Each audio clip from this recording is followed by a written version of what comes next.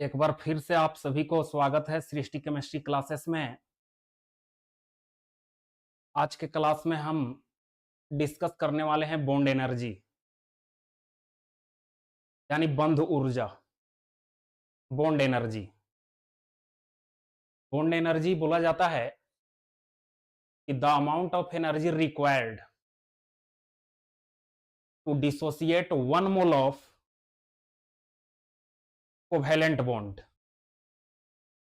1 mole covalent bond को dissociate करने के लिए जितना एनर्जी का रिक्वायरमेंट होता है या जितने हीट एनर्जी का रिक्वायरमेंट होता है, उस एनर्जी को हम लोग बोलते हैं बॉन्ड एनर्जी। बॉन्ड एनर्जी का वैल्यू जो है कुछ इस फैक्टर पर डिपेंड करता है। जैसे देखने का कोशिश करें, case first. Case first case first में क्या है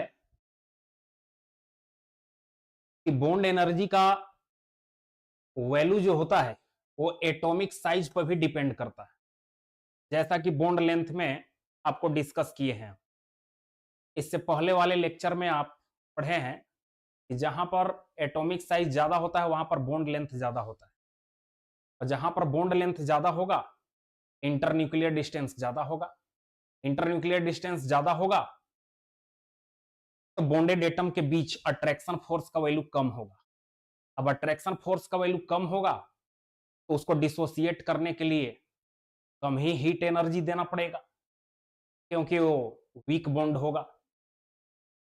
यानी इसका मतलब हो गया कि बॉन्ड एनर्जी जो होता है वो एटॉमिक साइज के इनवर्सली प्रोपोर्शनल होता है।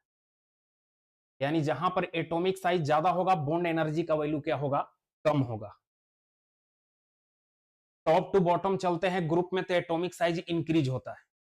यानी सेलेनियम का बॉन्ड लेंथ ज्यादा होगा क्योंकि इसका एटॉमिक साइज ज्यादा है। अब एटॉमिक साइज ज्यादा है, बॉन्ड लेंथ ज्यादा है, तो अट्रैक्शन फोर्स कम है बॉन्डेड एटम के बीच, तो कम ही हीट एनर्जी देकर के डिसोसिएट कर सकते हैं।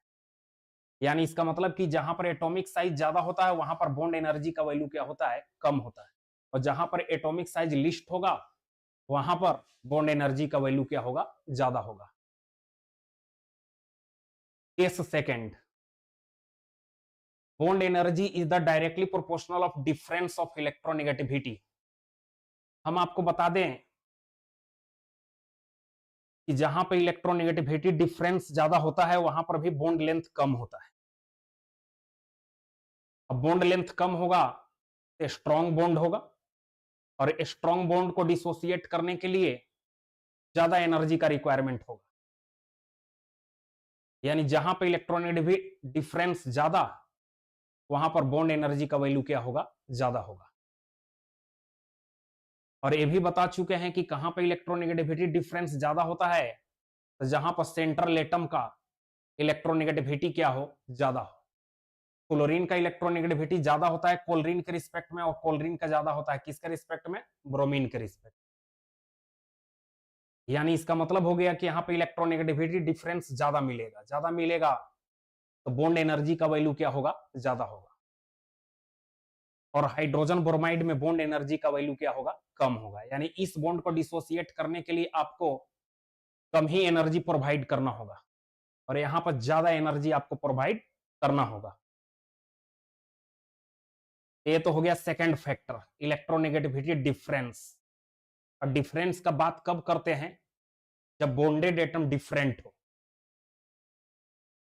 और एटॉमिक साइज का कब बात करते हैं, जब बॉन्डेड एटम सिमिलर हो।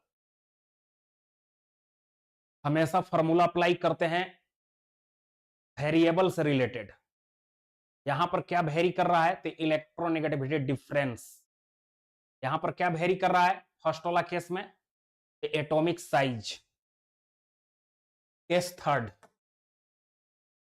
केस थर्ड में क्या है, बॉन्ड एनर्जी जो है डायरेक्टली प्रोपोर्शनल है बॉन्ड ऑर्डर का। पहले भी बता चुके हैं, जहां पर बॉन्ड ऑर्डर ज्यादा है अट्रैक्शन फोर्स ज्यादा है। ज्यादा बॉन्ड बना हुआ है एटम के बीच, इसका मतलब क्या होता है, इसका मतलब होता है कि बॉन्डेड एटम एक दूसरे से ज्यादा नियरेस्ट है, क्योंकि अट्रैक्शन फोर्स का वैल्यू क्या है, ज्यादा। बॉन्ड क्या होता है, एक प्रकार का अट्रैक्शन फोर्स होता है।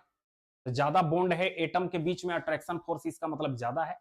अट्रैक्शन फोर्स ज्यादा है तो डिसोसिएट करने के लिए ज्यादा एनर्जी चाहिए। यानी इसका मतलब हो गया कि ट्रिपल बॉन्ड, यहां पर डबल बॉन्ड है, यहां पर सिंगल बॉन्ड है, कहां पे एनर्जी ज्यादा होगा लगेगा डिसोसिएट करने के लिए? तो ट्रिपल बॉन्ड के केस में, क्योंकि यहां पर बॉन्ड ऑर्डर ज्यादा है, यहां पर बॉन्ड ऑर्डर क्या है? कम है। यानी इसका मतलब बोल सकते हैं कि बॉन्ड ऑर्डर के डायरेक्टली प्रोपोर्शनल होता है क्या? Bond energy.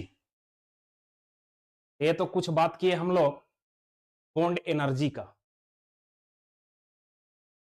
नेक्स्ट क्लास में मिलेंगे और बात करेंगे कहां पर बॉन्ड का स्ट्रेंथ ज्यादा होता है, एक बार फिर से। आज के लिए इतना ही इस लेक्चर में, मिलते हैं नेक्स्ट लेक्चर में।